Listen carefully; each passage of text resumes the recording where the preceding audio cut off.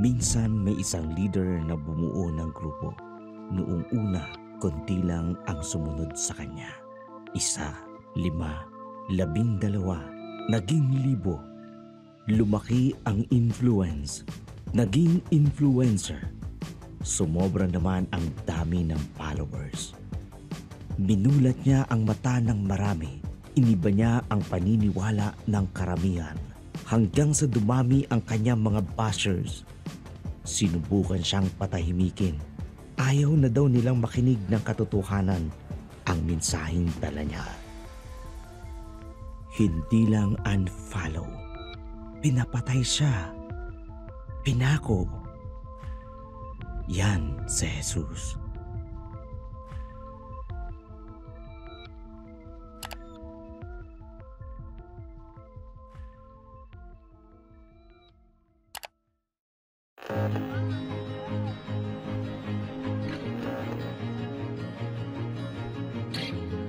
Sa kamatayan ni Jesus, yun ba yun?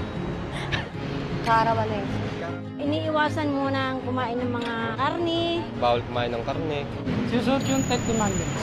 Taimtim na nananalangin sa simbahan. Nag-ano kami dyan, nagpapanata kami. Pinagpa-plan ng travel. Beach, nagbe-beach ang pamilya. Mag-beach, vacation. Swimming, ganun. Bisita iglesia. Bibisita iglesia kami. Parang feel mo, nababawasan po yung kasalanan mo pag nagsasakripisyo ka po ng gano'n. Bakit siya namatay?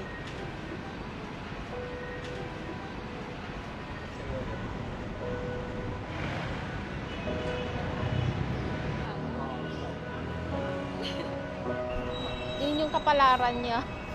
Nagsakripisyo si Jesus. So, ang mga tao dapat, katulad ko, magsakripisyo din. Ngunit ipinakita ng Diyos ang kanyang pag-ibig sa atin. Noong tayo ipakasalanan pa. Namatay si Kristo para sa atin. Namatay si Kristo para sa atin. Namatay si Kristo Para sa atin. Namatay si Kristo para sa atin. Dahil mahal niya tayo. He loves us. Loves us. To pay for our sins.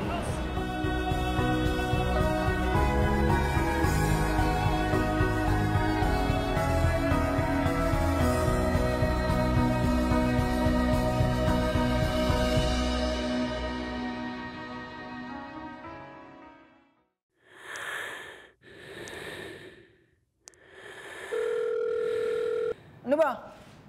Tagal pa ba yan? Pagtay ka nga. Kanina pa nga walang sumasagot eh.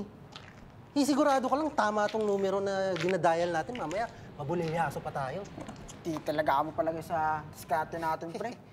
Alam ko ba hindi madas? Ano ba, Raul? Ngayon ka pa ba makokonsensya? Kriminal tayo, tol. Pero lulukin mo muna yung konsensya mo. Mabilis lang to. Hello? Saan niyo po dinala ang tatay ko? 1,000,000. Katumbas ng buhay ng matandang to. Ha? 1 Makinig ka milyon? mabuti. Wala po Ha? kami nun. Makinig ka! Pagsapit ng 6:00 ng gabi, dapat nasa amin na yung pera. Ha? Ha? Ite-text ko sa'yo ang address. Sige po. Ha? At tandaan mo, walang parak. Ha? Kundi, tatapusin ko talaga to. Hindi ako magdadalawang isip. Ha? Hello? Hello? Hoy! Tinalikuran ka na ba talaga ng pamilya mo, ha? Hindi na ba sila natatakot para sa buhay mo? Binabaan ako ng telepono. Sumagot ka! Hindi dadagdagan ko Tama na yan, sa pre. mukha mo. Gusto mo tapusin kita ngayon dito, ha? Tubig. Tubig. Ha, troll. Naduduwag ka na ba? Tubig. Pahingi tubig. Ano? Pahingi tubig. Nakuha mo tubig. pang mauuhaw sa oras na to, no? Ha? Pahingi tubig. Ah!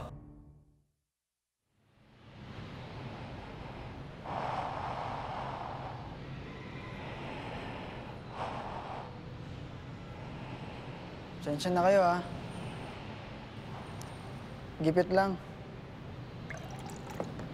Di ko naman nakakalain na hahantong sa ganito.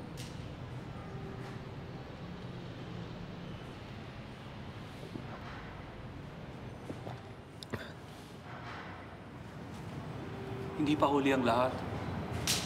Alam ko hindi ng pangangailangan niyo, pero hindi ito lang ang solusyon. Hindi naman dapat ganito eh. Mabilis na transaksyon lang sana yung plano namin ni Jim. Alam ko, anak.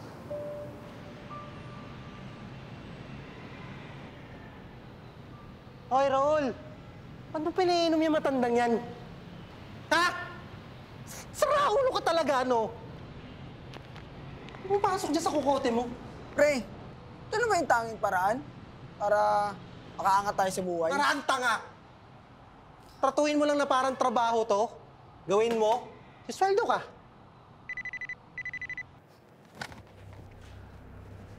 Akala nyo ba nakikipagbiruan pa ako sa inyo? Pag ako binabaan nyo pa ng telepono, tatapusin ko talaga tong matandang to. Nagkakaintindihan ba tayo? Malinaw ba? Sumuko ka na.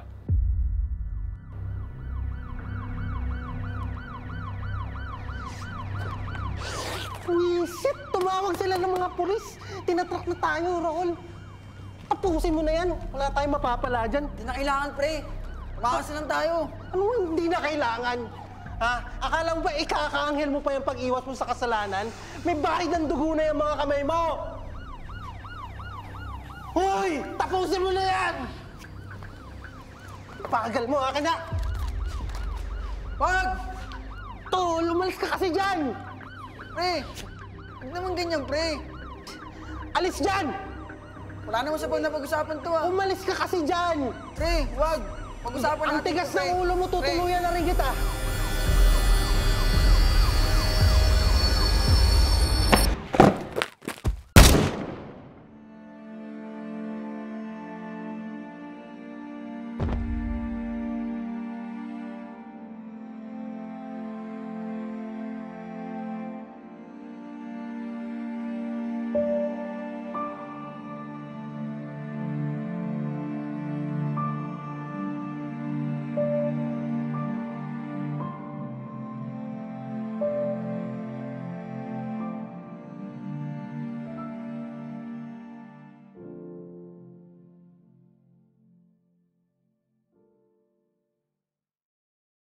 Minsan may isang leader na bumuo ng grupo.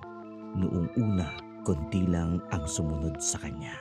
1, 5, 12, naging 1,000. Lumaki ang influence. Naging influencer. Sumobra naman ang dami ng followers. Binulat niya ang mata ng marami. Iniba niya ang paniniwala ng karamihan. Hanggang sa dumami ang kanyang mga bashers. Sinubukan siyang patahimikin. Ayaw na daw nilang makinig ng katotohanan ang mensaheng dala niya. Hindi lang unfollow. Pinapatay siya. Pinako. Yan si Jesus.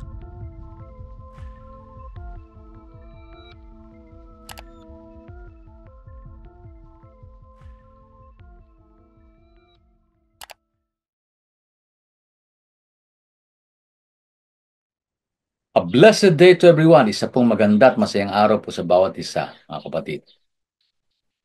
Ang araw pong ito ay napakalaga sa atin sapagkat ito ay ating pong ginugunita at nais po natin pagbulay-bulayan, pag-isipang mabuti ang 7 huling wika na binanggit ng Panginoon doon sa krus ng Kalbaryo habang siya nakabayubay. Bawat salita na binanggit ng Panginoon nagpapahayag ng kanyang pagmamahal, kanyang pagdurusa, kanyang awa o kahabagan sa atin at ang kanyang misyon. Ang salitang ito ay hindi lamang nagpapahayag ng isang basta huling pangungusap, kundi ito'y naglalaman ng buhay na mensahe. Nagsasalita sa ating mga buhay ngayon. Mga mensahe nagpapatawad, mensahe ng pag-asa, habag, paghahabilin, at ganap na tagumpay, kapatid. Pangwakas na tagumpay na binanggit ng Panginoon habang siya nakabayubay dun sa krus.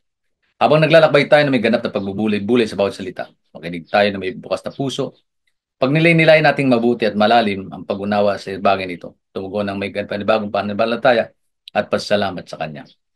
Ating pong pakinggan ang minsan ng 7 huling wika na binanggit ng Panginoon sa krus ng Kalbaryo. Naihatid po sa atin ating pong kapwa-lingkod at kapwa manggagawa. Pakinggan po natin sa pagkakataong ito. Purihin ang Diyos.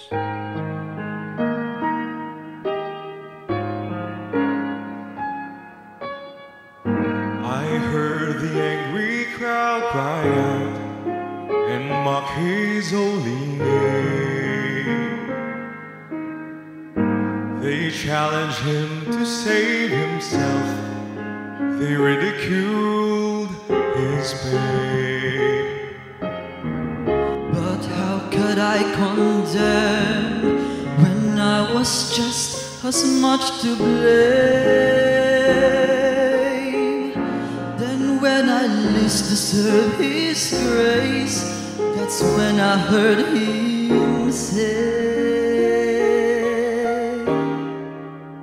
Father, forgive them. They don't know what they've done. They do not even know the one they've slain. Father, forgive them. They do not understand. They do not know the man who holds their lives within his hand. Oh, Father God, forgive their sins today.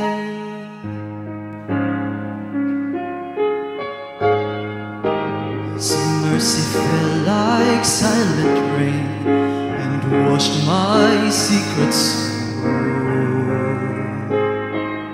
His grace embraced my brokenness until my heart was whole.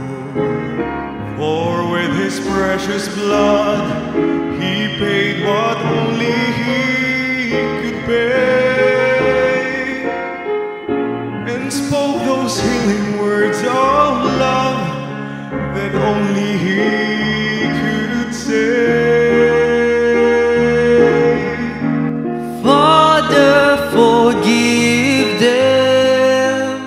They don't know what they've done. They do not even know the one they've slain.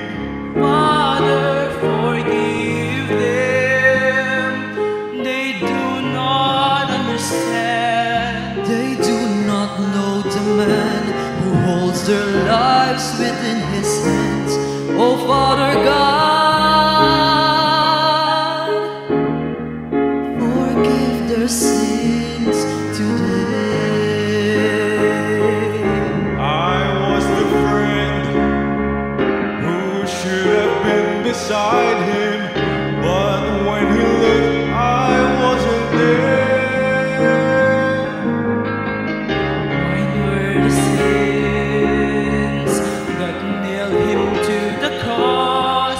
His was the love that lifted this grave. Father, forgive them. They don't know what they've done. They do not even know the one they slain. Father, forgive them. They do not understand. They do not know the man who holds their lives within his hand. Oh, Father God. Oh, Father God. Oh, Father God, forgive the sin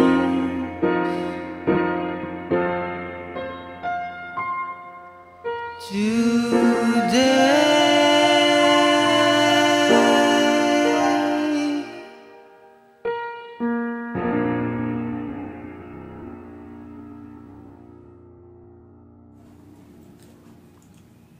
Father, forgive them, for they do not know what they are doing. Ama, patawarin mo sila sapagkat hindi nila nalalaman ang kanilang ginagawa. Lucas 23:34. Tayo po'y manalangin. Dakila naming Diyos, makapangyarihan sa lahat. Nagpapasalamat kami sa pagkakataong binigyan mo sa amin sa oras na ito. Napatuloy namin pagbulay-bulay ang mga salita, Panginoon. Salamat po sa kabutihan mo, pinagkaloob mo sa amin. Sa oras na ito, samahan mo pong lingkod na magbahagi sa oras na ito. At ikaw po manguna sa amin, Panginoon. Tabayin mo ako ng banal na Espiritu, Panginoon. Without you, Lord God, I am nothing. Ikaw po ang mahayag sa aming kalagitnaan. Maraming salamat po. In Jesus' name we pray. Amen. Amen. Magandang araw po sa ating lahat. Isang pagkakataon na binigay sa atin ng Diyos upang mapagbulay-bulayan natin ang kabutihan niya sa ating mga buhay. Ito po yung araw na muli nating babalikan ang nakalipas na yugto na mga pangyayari sa ating Panginoong Hesus. Way back 2,000 years ago, nung siya ay ipinako sa cross. At binabanggit niya ang huling 7 wika. At ito po ang unang wika na binabanggit niya noong siya ay nabayubay sa cross. Father, forgive them, for they do not know what they are doing. Ama, patawarin mo sila sapagkat hindi nila nalalaman ang kanilang ginagawa. Ano po ang mensaheng dala nito? Ano po ang nais ipahiwatig ng ating Panginoon nung binabanggit niya ang mga salitang nito? Naari nating matutunan dito. Ito po ang ilang mensahe na dala nito. Una, ito po ang mensahe ng pagpapatawad. Sa kabila ng pasakit, hirap at pagdurusa na dinanas ng ating Panginoong Hesus dahil sa ginawa ng mga tao sa Kanya, ninanais ng Panginoong Hesus na ihingi sila ng tawad o ihingi tayo ng tawad sa Kanyang Ama. Dahil alam ng ating Panginoong Hesus kung ano ang kahinatnan ng mga taong gumagawa ng kasalanan sa Diyos. Iniligtas tayo ng ating Panginoong Hesus sa kapahamakan dahil sa paggawa ng kasalanan. Mga kapatid, gaano ba kadali ang magbigay ng patawad sa mga taong nakagawa ng kasalanan sa atin? Sa totoo lang, hindi madali ang magbigay ng patawad sa mga taong nakagawa sa atin ng kasalanan. Ngunit, ipinapakita ito ng ating Panginoong Hesus upang ating sundan ang kanyang ginagawa. Siya po yung ating halimbawa. Nais niya na magbigay din tayo ng patawad sa mga nakagawa ng kasalanan sa atin. Nais niyang tularan natin siya. Pangalawang mensahe na dala nito ay mensahe ng pag-ibig. Ang sabi po sa unang Juan 4, versikulo 10, ito ang pag-ibig. Hindi sa inibig natin ang Diyos, kundi tayo ang inibig niya at isinugo niya ang kanyang anak upang maging handog para mapatawad ang ating mga kasalanan. Ipinapakita ng ating Panginoong Hesus ang kanyang pag-ibig sa atin nung tayo'y makasalanan pa. Tingnan niyo mga kapatid kung gaano kaalaki ang pag-ibig sa atin, kaya nararapat lang na ibigin natin siya ng buong puso. Dahil sa pag-ibig, hindi siya natatakot na mamatay sa cross para sa pagtubos sa ating mga kasalanan. Ganun ka kamahal ng ating Panginoon. Ganun tayo kamahal ng ating Panginoon Hesus. Ganun kalaki ang pag-ibig niya sa atin. Hindi natin kayang tumbasan ang ginawa niya para sa atin. Ang dapat lang natin gawin ay magtiwala ng lubos sa Kanya. At ang pangatlong mensahe na dala nito, panghuling mensahe, ito po ang pagsunod ng ating Panginoong Hesus ng kalooban sa Kanyang Ama. Ang sabi po sa Isaiah 53, versikulo 10 hanggang 12, sinabi ni Yahweh, ang kanyang paghihirap ay kalooban ko, ang kanyang kamatayan ay handog para sa kapatawaran ng kasalanan.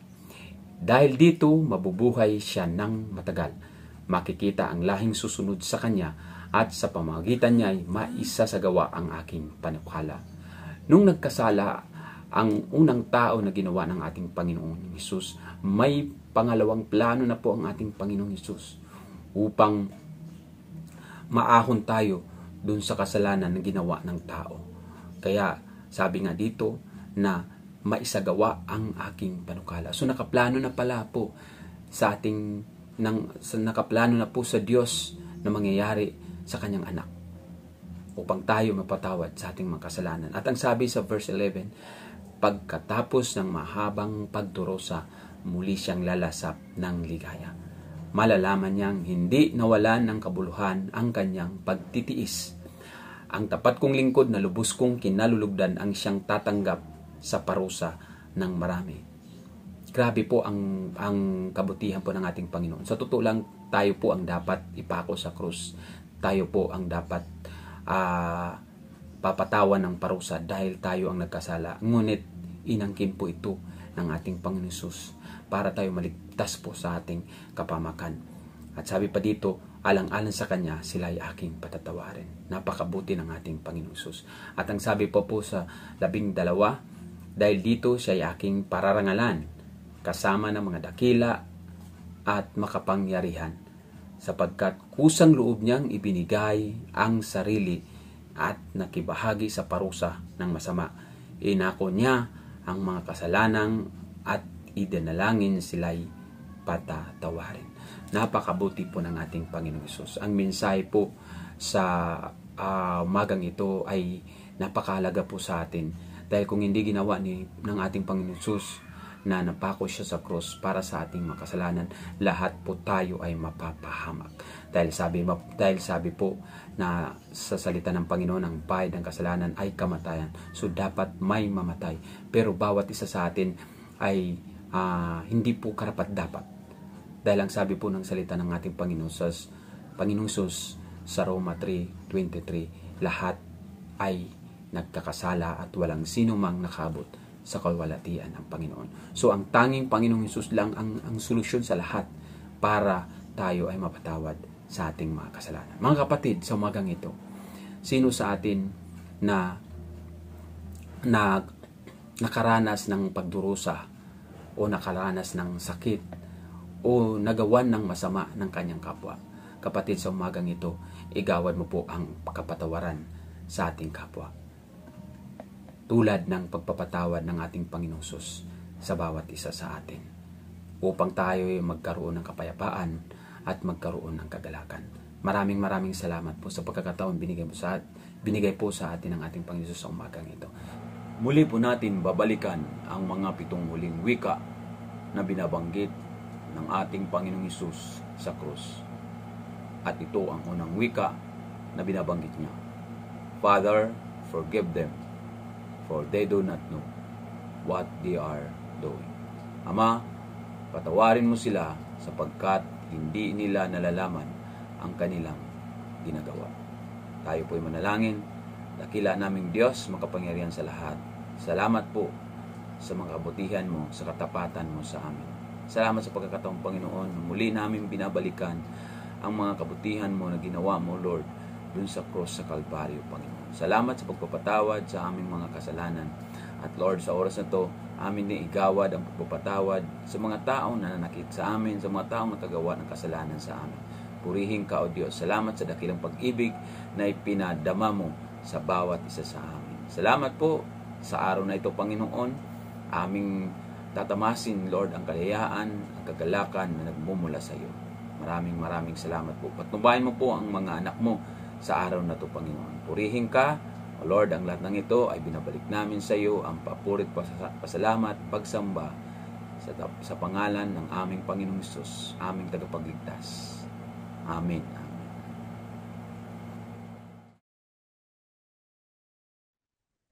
Magandang araw po sa inyong lahat, mga kapatid ko sa Panginoon. Ngayong Holy Week, pagnilayan natin ang mga huling salita ng ating Panginoong Hesus sa krus. Isa dito ang napakagandang salita mula sa Luke 23 verse 43 na sinabi niya sa isang magnakaw na nagsisi, "Truly, I tell you today, you will be with me in paradise." Napakaganda po nito. Bakit ba nangako si Jesus ng paraiso sa taong hindi karapat-dapat sa paningin ng marami? Simple lang po. Dahil ang Diyos ay pag-ibig at iba ang pag-ibig ng Diyos sa pag-ibig na alam ng mundo. Sabi nga po ni Pastor June Mortel sa isa sa kanyang mga insights, marami raw ang nagsasabi, love is not for the faint of heart. Ang pag-ibig ay hindi para sa may hina ang puso. Kung totoo man ito, kailangan nating baguhin ang ating pagkaunawa sa salitang love. Usually kasi, iniisip natin ang love bilang isang intense na feeling kung ano ang nararamdaman mo. Pero ang problema dito, mabilis magbago ang ating emosyon. Minsan love natin, minsan hindi na. Kaya nga sabi nila, weather lang yan. Pero iba ang pag-ibig na ipinakita ni Jesus. Ang pag-ibig ng Diyos ay hindi lang basta nararamdaman. Ito ay pinapakita sa gawa.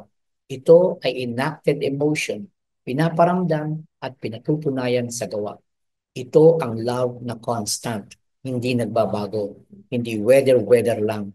Ito ang pag-ibig na binigay ni Jesus doon sa magnanakaw sa krus. Hindi dahil deserve niya, kundi dahil ganito pagmahal ang Diyos. Paano ba magmahal ang Diyos sa atin? Sabi ng Bible's Lamentations 3 verse 22, the steadfast love of the Lord never ceases. Sa Tagalog, pag-ibig mo o Diyos ay hindi nagmamaliw. Sa Isaiah 54 verse 10 naman ay ganito ang sabi, the mountains and hills may crumble, but my love for you will never end. Maguguho ang mga bundok at ang mga burol ay mayayanig, ngunit ang wagas na pag-ibig ko'y hindi maglalaho. Ito ang klase ng pag-ibig na nararapat nating taglayin. Isang love na hindi conditional o base sa ginagawa ng tao. Hindi tayo mahal ni Lord dahil mabait tayo o dahil perfect tayo. Mahal niya tayo dahil siya ay pag-ibig mismo. Mga kapatid, mahirap magmahal kapag hindi natin naranasang mahalin. Pero kapag alam natin at ramdam natin ang pagmamahal ng Diyos, madali na ring magmahal ng kapwa natin. Gusto kong ibahagi itong magandang paalala galing din kay Pastor June tungkol sa kung paano tayo tinitingnan ng Diyos. Una, we are completely accepted. Lahat tayo gusto nating matanggap. Pero sabi sa Titus 3 verse 7, Jesus made us acceptable to God.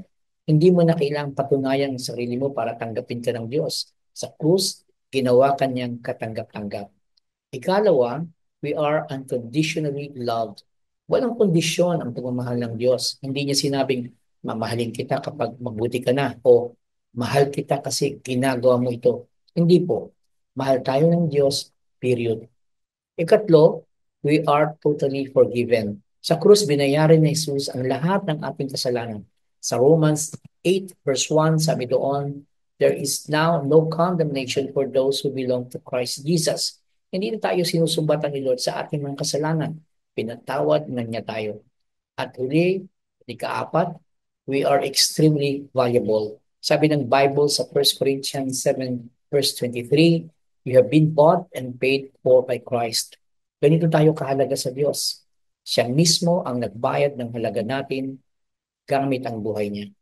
Kapag alam natin ito, madaling magmahal ng iba. Kung paano tayo minamahal ni Jesus, ganoon din dapat tayo magmahal ng ating kapwa. Kaya habang inaalala natin ang sinabi ni Jesus sa magnanakaw, today you will be with me in paradise, alalahanin natin kung paano tayo minamahal ng Diyos. Constant, unconditional, at sacrificial. Pag-isipan po natin ito.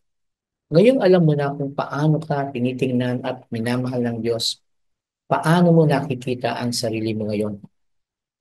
May mga hadlang ba na pumipigil sa iyo na mahalin at tanggapin ng ibang tao? Paano mo pinapakita na sila ay mahalaga sa iyo gaya ng pagpahalaga ng Diyos sa iyo? Tayo po ay manalangin. Panginoong Hesus, salamat po dahil ang pag-ibig mo ay hindi weather lang. Ang iyong pagmamahal sa amin ay tapat, hindi nagbabago, at walang katulad. Salamat po dahil sa iyong ginawa dun sa krus, kami ay minahal mo, pinatawad, at binigyan mo ng halaga. Tulungan mo kaming magmahal gaya ng pag-ibig mo sa amin na hindi nakadepende sa emosyon, kundi sa aming commitment sa iyo. Ito po ang aming dalangin sa pangalan ni Jesus. Amen. Naway ingatan tayong lahat ng ating Panginoon at God bless you all. Magandang umaga po o hapon sa ating lahat. Every year po, we are celebrating or commemorating yung pong tinatawag natin na Lenten season o mahal na araw. Yung pong ikatlong verse o ikatlong word na sinabi po ni Jesus do sa cross. Sabi pong gano'n sa John chapter 19:26-27, when Jesus saw his mother there and the disciples whom he loved standing nearby, he said to her, "Woman, here is your son." And to the disciple, "Here is your mother." From that time on, the disciple took her into her home. Ang sa Tagalog po, ang sabi nga nang makita ni Jesus ang kanyang ina at ang minamahal niyang alagad na nasa tabi nito, sinabi niya, "Ginang, narito ang iyong anak," at sinabi naman niya sa alagad, "Narito ang iyong ina." Mula noon, pinatira ng alagad na ito sa kanyang bahay ang ina ni Jesus. Tayo po sandaling manalangin, Panginoon. Maraming salamat po. As we celebrate or as we remember your work on the cross, Panginoon, we pray, Panginoon, na hindi lang kami magbakasyon, but we ponder on your word and we ponder on your suffering of your love sa bawat isa po sa amin. Maraming salamat po sa pangalan ni Jesus. Tatlong bagay lang po. Okay? Itong verse na po ito, itong third word na po ni Jesus, it represents po Jesus as a Son of God and a Son of Man. Una, sabi po gano'n, tinawag po ni Jesus si Mary na ginang. Papansinin niyo po, sinabi niya ginang, hindi ina or nanay. Okay? So, tinawag po siyang ginang. As a Son of God, Jesus is putting Mary in her right position. Inilalagay lang po ni Jesus si Maria sa kanyang tamang posisyon. As a Son of Man, Jesus put Mary in a safe place. Nakita niyo po yung kaibahan?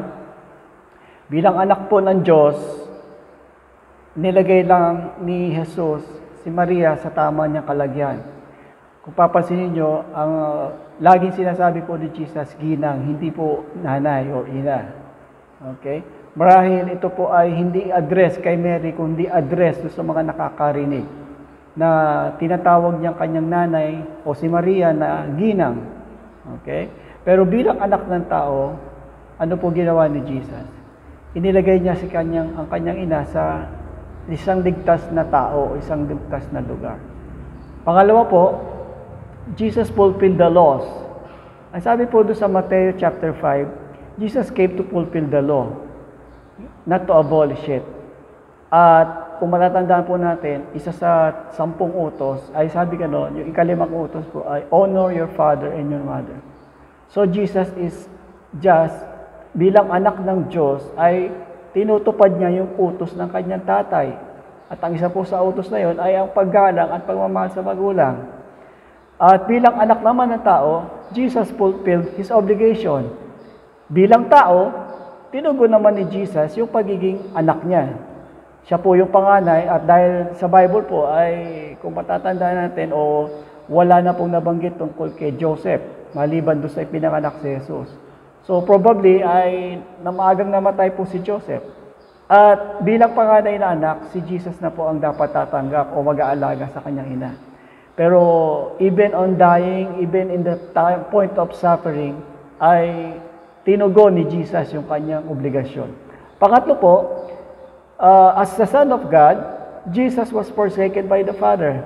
Alam po natin yan, di ba? Sabi nga niya doon sa kanya isang word, my God, why have you forsaken me? And that is because of God's love.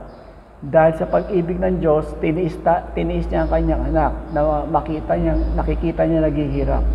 Pero bilang anak naman ng tao, Jesus was not forsaken by John. So si John po o si Juan ang tinatawag po na ang kanyang minamahal na alagad.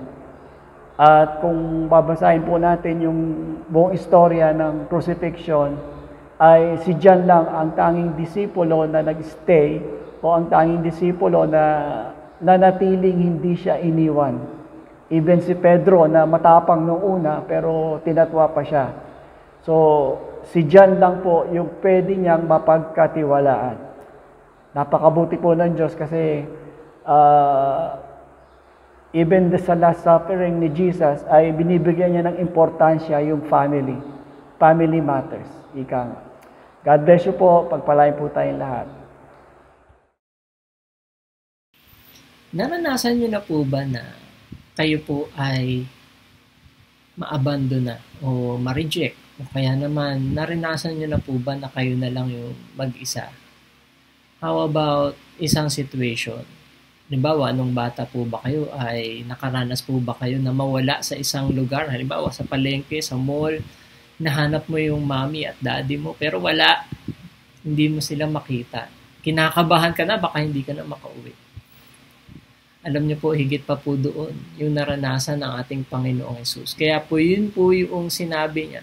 Sa Mateo chapter 27 verse 46, binanggit niya po doon, my God, why have you forsaken me? Bakit mo ako iniwan? naranasan ng Panginoon na for the first time, He was abandoned. Imagine, si Jesus, wala siyang bahid ng kasalanan. He is the Son of God, one and only Son of God. Pero siya po ay nabayubay sa krus ng Kalbaryo. Inako niya po yung ating mga kasalanan. He who had never sinned became sin for us. And in that moment, something happened that had never occurred in all eternity. Ano po yun? Yung perfect fellowship between the Father and the Son was interrupted. Not because of Jesus' failure, but because of our sin laid upon Him. Why have you forsaken me? It is a cry of abandonment. Ito po yung sigaw na abandon na. Ito po, yung prinsipyo po dito is on how Jesus endured the pain of abandonment. Kapatid, kung nararanasan niyo po, or every person who's ever felt maaring nakalimutan ka, na maaring feeling mo nag-iisa ka, o kaya naman feeling mo nireject ka. Alam niyo po, si Jesus sa krus ng Kalbaryo, naranasan niya po yun. Kaya po niya sinabi ito, why have you forsaken me? He endures that pain. He doesn't merely sympathize. He has lived it. Naramdam niya po yun, yung abandonment na yun. Dinanas niya po yun para tayo po hindi na natin maranasan yung abandonment na yun. Bakit niya naranasan yung abandonment? Because of the weight of sin. Imagine yung bigat ng kasalanan. Ipinataw. Yung lahat ng kasalanan ng tao, ipinataw sa Kanya. And Matthew tells us, the darkness covered the land. Hindi po ito eclipse. It was noon, tanghaling tapat po siya hanggang 3 p.m. No? Talagang covered with darkness. And darkness is the Bible's picture of judgment. And in that darkness, Jesus bore the full weight of sin. Punishment of sin. Ang Panginoong Yesus, dinala niya po lahat ng kasalanan ng buong mundo. Imagine, kung nakakita na po kayo ng dam, water dam. At tapos, yung dam na yun yung nag-hold nung napakaraming tubig. At tapos, biglang na-break yung dam na yun. At yung sumalo lang nun ay isang tao. Ganun po katindi. Parang ganun po yung illustration po nun. Yung lahat ng bigat ng kasalanan ibinuhos sa ating Panginoong Jesus. Ganun po kabigat. That's what happened at Calvary. Yung buong galit ng Panginoon, stored up for generation of sin, was released on Jesus. He took it all. Dinala niya po lahat ng ating mga kasalanan. Pero hindi po doon nagtapos. The victory behind the anguish, it is love displayed. Though these words sound hopeless, my God, why have you forsaken me? They point to victory. Psalms chapter 22 begins with despair but ends in triumph. Jesus wasn't giving up. Hindi niya iniwan yung krus. Ay, mahirap itong dinadanas ko sa krus ng Kalbaryo. Akit na lang ako sa langit. Hindi po gano'n.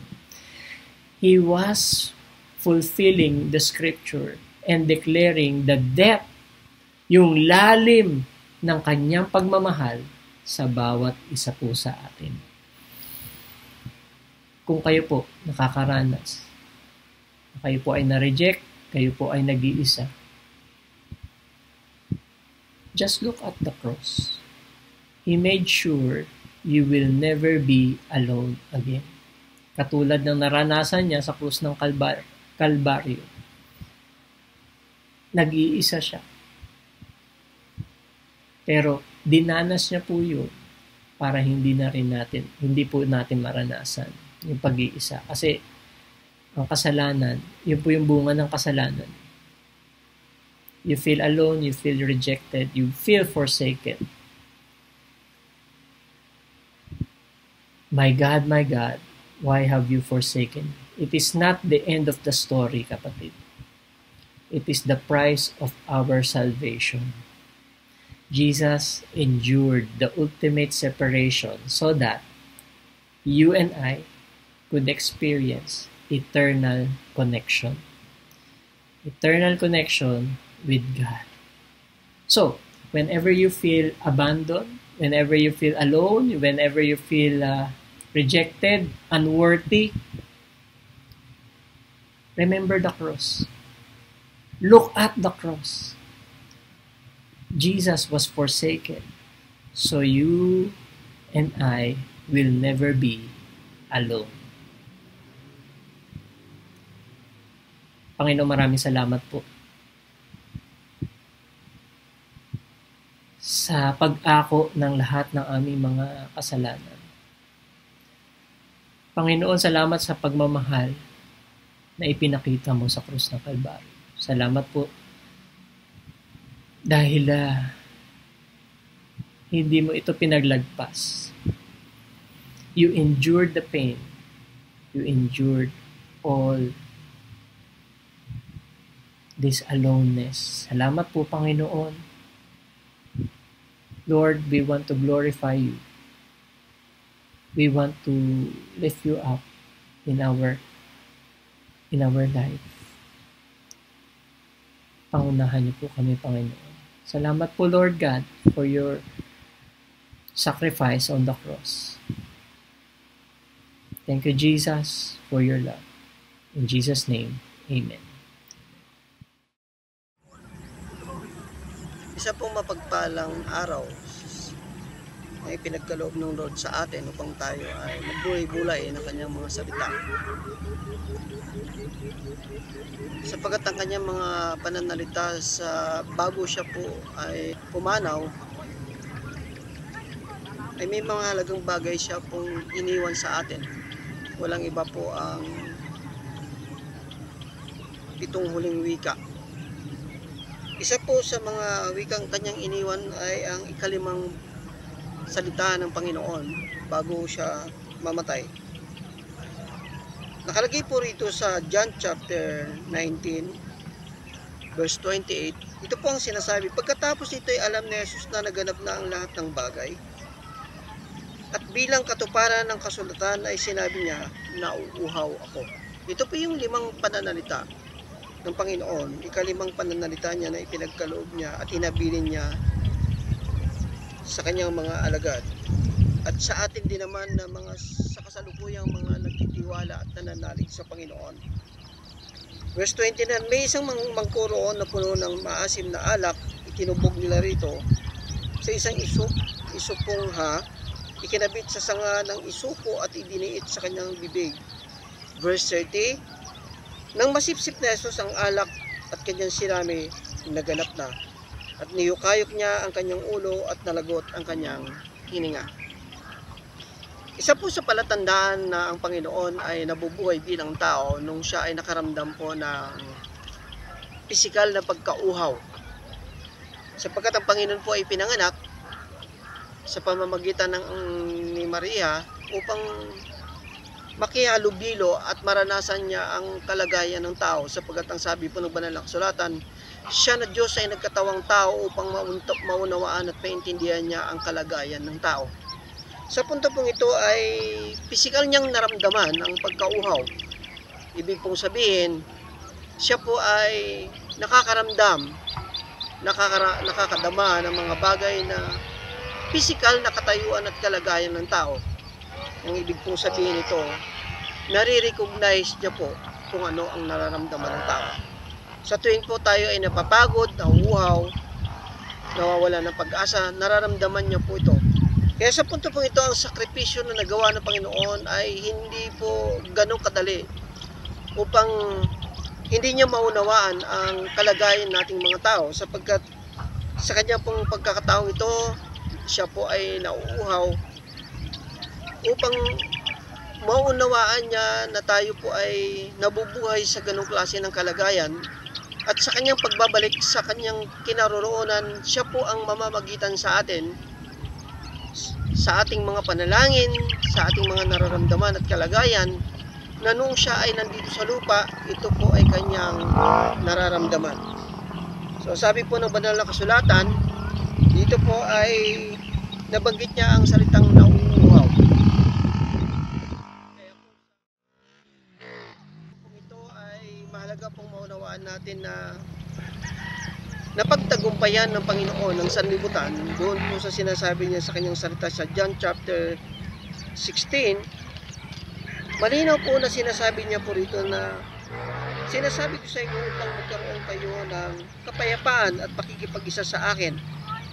Chapter 16 verse 33. Meron kayong kapigatian dito sa sanlibutan, ngunit laksan ninyo ang inyong loob, napagtagumpayan ko na ang sanlibutan. Ibig pong sabihin, sa kanyang pagiging tao na nabuhay dito sa mundo ito, ang kalagayan at nararamdaman ng tao, kanya po itong nararamdaman upang tayo ay kanyang tulungan, upang tayo ay kanyang maunawaan. Sapagkat sa mundong ito na ating kinagagalawan, marami po tayong mga bagay na kinaharap. Kung bakit niya po ito nabanggit sa atin, ay upang tayo ay magkaroon ng pag-asa, na sapagkat sa ating mga kalagayan, siya po ay naroon upang tayo ay matutulungan at ma-identify niya kung ano ang ating mga pangailangan. Kaya po sa hapong ito, na kanyang mga salita ay mahalaga pong maunawaan natin na kung mayroon tayong mga dinaranas sa physical na katayuan at kalagayan, sa spiritual na pamumuhay, karamihan po sa atin ay nagkakaroon ng negatibong pananaw na kung saan ay hindi minsan sinasabi natin na hindi tayo naunawaan at naiintindihan ng Panginoon. Pero sa punto pong ito, siya ay nagkaroon ng damdamin, kapangyarihan upang siya po ay makaranas ng kalagayan ng tao. Sa madalit salita, ano man ang ating nararamdaman, ano man ang ating pangangailangan, kailangan po nating sabihin sapagkat siya po ay Diyos na nagkatawang tao na nakaunawa at nakakaintindi, nakakaramdam ng ating mga pakiramdam. Uulitin ko po, siya po ay naging tao upang tayong mga tao ay makakaranas ng kapangyarihan, iparamdam ang kanyang pag-ibig, pagmamahal sa atin, upang ma-identify niya po ang ating mga nararanasan sa buhay na ito. Pagpalain po ng Diyos ang bawat isa sa atin. Sana po huwag nating kaligtaan na ang Diyos ay nagpakahirap, naratay sa kahirapan upang tayo ay kanyang maunawaan. Pagpalain pang bawat isa sa atin, ito po ay pagpapala mula sa ating Panginoong Jesucristo. Marami pong salamat and God bless you all. It is finished. 6 of the 7 last words of Christ Jesus on the cross. Hallelujah. Praise the Lord. As we reflect on Jesus Christ's sacrifice doon sa cross ng Kalbaryo, His 7 last words gives us a powerful insight of His love and of His thought as He took all the sins of mankind upon Himself. Makapangyarihang pananaw sa kanyang pag-ibig at sa kanyang mga kaisipan habang dinadala niya ang lahat ng kasalanan ng sangkatauhan sa kanyang sarili. And with these words, He forgave, cries out to God, and declares the end of His earthly life. Purihin po ang Diyos. Kaya in John 19 verse 30, ito po sa King James Version says, when Jesus therefore had received the vinegar, He said, "It is finished." And He bowed His head and gave up the ghost. In this verse, 3 things we should identify with Jesus Christ said. It is finished. 3 mga bagay na dapat nating tukuyin upang sabihin ni Kristo na ganap na. Firstly, Jesus wants us to see that He gave such understanding into His heart, mission, experience, and love for us. Tagalog, upang makita na siya ay nagbibigay ng gayong pangunawa sa kanyang puso, misyon, karanasan, at pagmamahal para sa atin. Bakit? Jesus wants us to identify with His ability to empathize with humanity, which demonstrate His unwavering commitment to His Father's will and His complete fulfillment of the prophecies found in the Scriptures. And what is this fulfillment? Well, to lay down His life for humanity or for humanity. Praise the Lord. Sa Tagalog, nais ni Jesus na makilala natin ang kanyang kakayanan, makiramay sa sangkatauhan na nagpapakita sa kanyang hindi natitinag na pangako sa kalooban ng kanyang Ama, ang kanyang ganap na katuparan ng mga propesiya na matatagpuan sa mga banal na kasulatan. At ano ang katuparan na ito? Of course, tulad ng sinabi ko, upang ialay ang kanyang buhay para sa sangkatauhan. Secondly, it is finished, sabi po ni Jesus. Jesus wants us to hear His greatest joy upang marinig ang kanyang pinakadakilang kagalakan. Although yes, He was dying in a painful death on a cross. On the other hand, it is finished. Jesus' time on earth as a human is over. Hallelujah. Tapos na. Naganap na. And Jesus wants us to hear that what great joy and relief He felt, for He will be with His Father again in heaven. Hallelujah. Diba? Napakagandang balita po yan. No? Makakasama niya na muli ang kanya pong Ama na nasa langit na bayan. And in His mission is completed. Kompleto na po. And with His rejoicing spirit, He was obedient with His Father in heaven, even when it cost Him His life and everything. Glory to God in the highest. Lastly, it is finished. Jesus wants us to create our love and hearts for His mission in understanding all the people He has given His life with. Ano po yung ibig sabihin? Jesus wants us to prepare to have a great joy in service to Him, in fulfilling God's commission. To go, therefore, and make disciples of all nations, baptizing them in the name of the Father, and of the Son, and of the Holy Spirit. Amen and amen. Purihin po ang Panginoon. Po mga kapatid, dago po tayo sa uling bahagi ng wika ng ating Panginoon habang siya ay nakapako sa krus ng Kalbaryo. Ito po ay matatagpuan natin sa Lucas chapter 23 verse 46. Ang sabi po diyan, Ama, sa mga kamay mo ipinagtatagubilin ko ang aking espiritu. Father, into your hands I commit my spirit. Ito ang muling lumabas sa bibig ng Panginoong Hesus habang siya ay nakapako sa krus ng Kalbaryo. Habang karga-arga ni Jesus ang bigat ng pagkakasala ng lahat ng tao. At ang oras na iyon, mga kapatid, ang ating Panginoong Hesus ay nakakaranas na ng paghihirap ng damdamin. Paghihirap rin naman ng katawan. Naghihingalo ang ating Panginoon. Habulin nga ang ating Panginoon. Sa dami ng tubig, sa dami ng dugo sa katawan na patuloy na tumutulo, patuloy na nawawala. At ang maramdaman na ng ating Panginoon na nandun na siya sa huling yugto ng kanyang hininga, malapit ng malagot ang kanyang hininga, lumabas ang salita ng ating Panginoon, isang salita ng pagtatalaga sa Diyos. Sinabi ng ating Panginoon, Father, I commit my spirit. Ito ang huling salita na lumabas sa bibig ng ating Panginoon bago malagot ang kanyang hininga. Isa-isayin po natin yung sinabi na yon ng ating Panginoon. Sinabi niya, Father, dito ipinahayag ng Panginoon sa mga tao kung ano ang tunay niyang kalagayan. Siya ang anak ng Diyos na buhay. Siya ang anak ng Diyos na nasa langit. Dahil nung panahon na yon, hindi pinaniniwalaan ng tao. Walang naniniwala sa ating Panginoon, sa ating Panginoong Hesus na siya ang Mesiyas. Siya ang sugo ng Diyos Ama para sa ikaliligtas ng tao. Noong panahon na yon, pinatunayan ng ating Panginoong Hesus kung sino talaga siya. Ano ang kanyang kalagayan?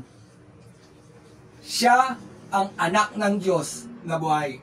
Sa uling hininga ng ating Panginoong Hesus, tinawag niya ang kanyang tatay. Tinawag niya ang kanyang tatay. Pagpapakita ng malalim na relasyon at ugnayan nila ng Ama sa Langit. Kasi ninyo mga kapatid, no? Yung intimate relationship ng anak at ng tatay. Bago malagot ang kanyang hininga, tinawag niya. Tinawag niya yung pinakamamahal niyang ama. Father. Father. Sabi ko nga, ito ay pagpapakita ng intimate relationship. Napakalalim na relasyon ng anak at ng ama. Napakalalim na relasyon ng ating Panginoong Hesus sa Ama sa Langit. Father, sinabi ng ating Panginoon. Pangalawa, yung salitang into your hands. Sabi ni Jesus, into your hands. Ito ay pagpapakita ng lubos na pagtitiwala ni Jesus sa kamay ng kanyang ama. Sa kamay ng ama. Into your hands. Sabi ng Panginoon, sa iyong mga kamay, Ama, ipinagtatagubilin ko ang aking espiritu. Sa kamay mong mapagmahal, sa kamay mong nag-iingat, itinatagubilin ko ang aking espiritu.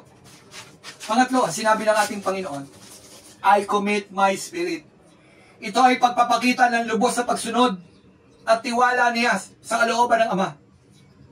Ito rin ay pagpapakita, mga kapatid, sa bawat isa sa atin, na may buhay na walang hanggan. Nang sabihin ng Panginoon, I commit my spirit, pinahayag niya sa bawat taong nandoon, sa mga taong nakakarinig, na mayroong buhay na walang hanggan. No, may buhay na walang hanggan. Kaya't hindi kabulugian ang magtalaga ng buhay sa ating Panginoon. Noong oras na yon, sinabi ng ating Panginoon, I commit my spirit. Pagtatalaga sa kamay na nagmamahal at nag-iingat na Diyos. Sa kamay na nag-iingat at nagmamahal na tatay, ang Ama sa Langit. Mga kapatid, ano ang mahalagang mensahe? Sabi ko nga, ano pa ang dalang mahalagang mensahe ng ating Panginoon sa bawat isa sa atin, sa salita na ito ng ating Panginoon? Una, ang kahalagahan ng pagtitiwala natin at pananampalataya natin sa ating Panginoon. Yun ang dalang mensahe ng salita na ito. Ipagtiwala natin, no? Ipagtiwala natin, ilagak natin ang ating mga buhay sa ating Panginoon Diyos. Manampalataya tayo sa Kanya. Ibigay natin ang lahat-lahat sa Kanya. Maging ang ating buhay, mga kapatid. No? Maging ang ating buhay. Sa ating paglilingkod sa ating Panginoon, sa ating pagkilala sa ating Panginoon, maging ang ating buhay, ibigay natin sa ating Panginoon. No, hindi kalugihan. Parang ganun, hindi kalugihan ang maglagak ng tiwala sa kamay ng nag-iingat na Diyos. Yan ang dalang mensahe ng ating Panginoon. Italaga nyo ang inyong buhay sa Diyos. No? Mga kapatid, italaga natin ang ating buhay. Tulad ng ating Panginoong Hesus, tinalaga niya ang kanyang buhay, no, sa kanyang Ama. At magkaroon tayo ng malalim rin na relasyon. No? Ito ang dalang mensahe ng ating Panginoon. Yung kahalagaan ng malalim na relasyon sa Diyos. Kasi nga madalas wala na tayong relasyon sa Diyos. Malayo, papalayo ang tao sa Diyos. Pero dito pinakikita ang kahalagaan, mga kapatid. Dalang mensahe ng salita na ito ng ating Panginoon. Kahalagaan ng intimate relationship ng tao.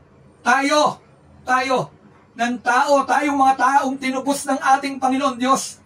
Inaring anak, siya ngayon ang ating Ama. Napakahalagang maunawaan ng bawat isa sa atin, mga kapatid. Yung salitang pagsunod, pagtatalaga ng ating buhay sa ating Panginoon. Kahit ito pa nga, sabi ko, ay umabot dun sa ating huling hininga. Malagot ang ating hininga. No? Pagpapakita ng ating Panginoon na palalimin rin natin ang ating mga pananampalataya sa Diyos. Dahil kadalasan nawawala na ang ating pananampalataya sa ating Panginoon Diyos. Nagdududa tayo sa Kanya. No? Kapatid, natanggapin natin si Kristo bilang Panginoon at tagapagligtas. Tayo ay anak, inaring anak, siya ang ating Ama. Mga kapatid, ipagtiwala natin ang ating mga buhay. Saan? Sa ating Ama. Sa ating Ama sa langit. Ito rin ay pagpapakita, no? Ang salitang ito ay may dalang mensahe ng kahalagahan. Sabi ko nga, ng kahalagahan ng pagsuko at pagsunod sa ating Panginoon. At ang pangatlo, ang kahalagahan ng pagtapos sa plano ng Diyos. Ang ating Panginoong Hesus, tinapos niya ang plano ng kanyang Ama para sa kaligtasan ng tao. Mga kapatid, tayo man din. No, gawin nating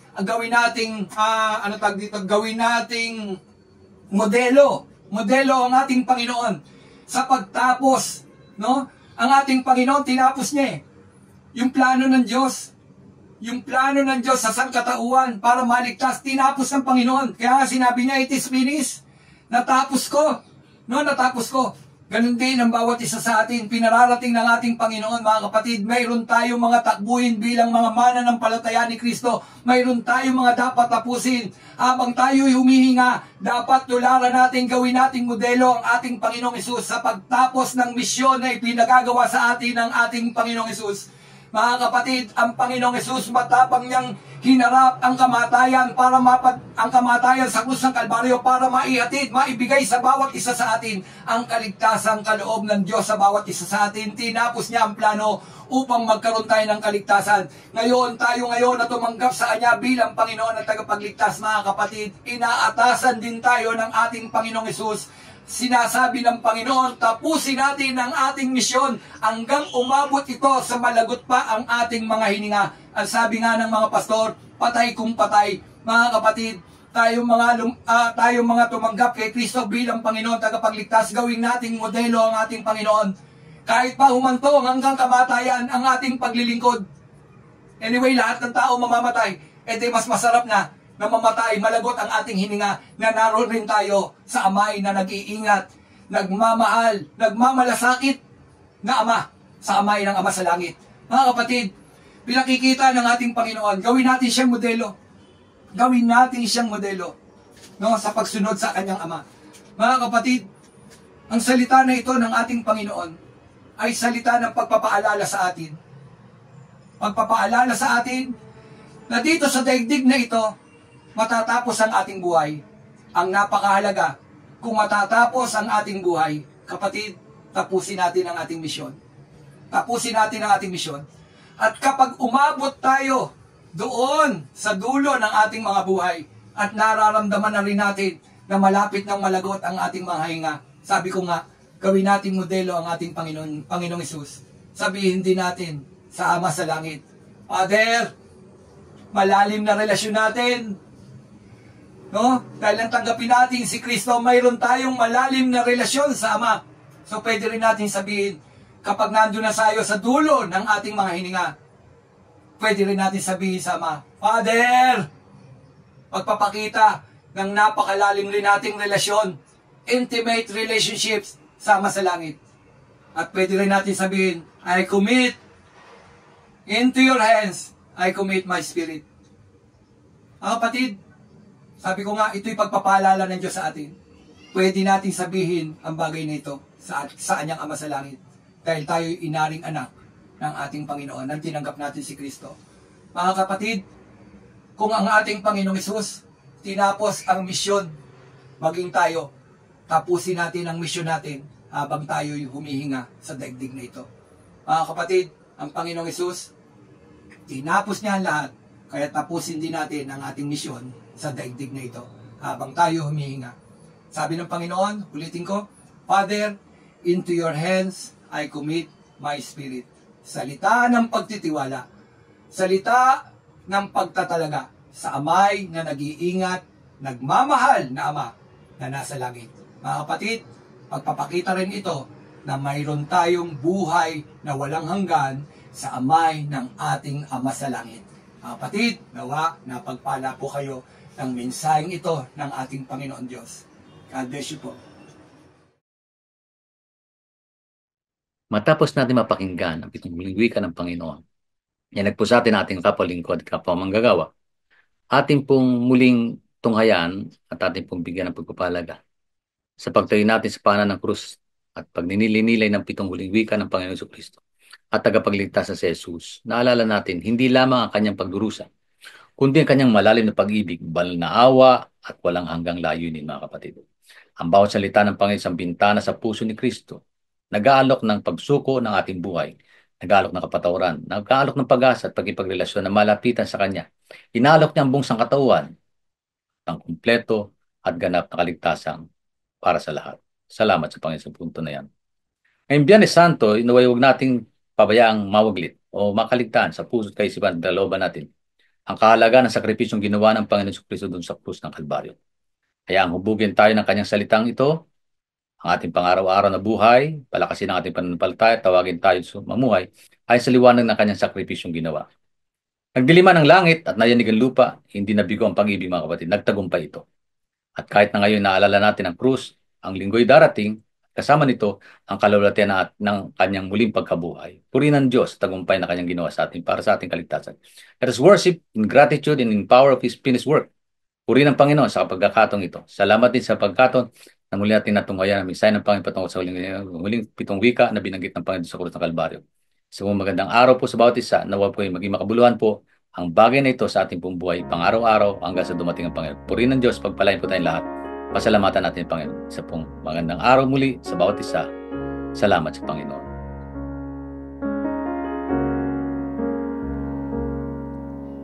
Before the fall of man, God had a perfect plan. To fellowship with us was His desire. But Adam disobeyed, to sin became a slave. Now a perfect sacrifice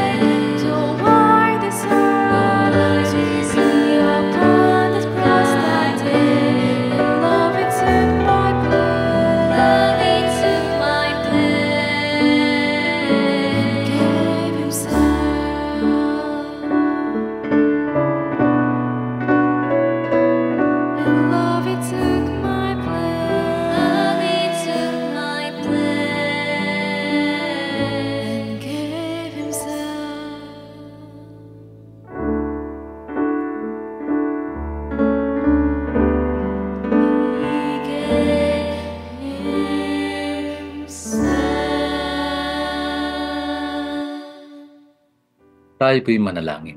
Panginoon, marami pong salamat sa dakilang biyaya mo po na yung kahabagan at awa sa amin. Sa iyong pagpapatawad, Panginoon, sa kahalagaan po, Panginoon, ng mensahe ng 7 huling wika. Papaginin dakilang pag-ibig, pagliligtas, kahabagan, awa, at pagmamahal sa amin, Panginoon. Salamat po, Lord, sa iyong dakilang pag-asa nito na ipong inaalok sa bawat isa. Nawa po, Panginoon, kung meron man sa amin, O Diyos, na nakapakinig dito, Panginoon, na hindi ka pa tinatanggap at kinikilala bilang Diyos at tagapagligtas sa kanilang buhay.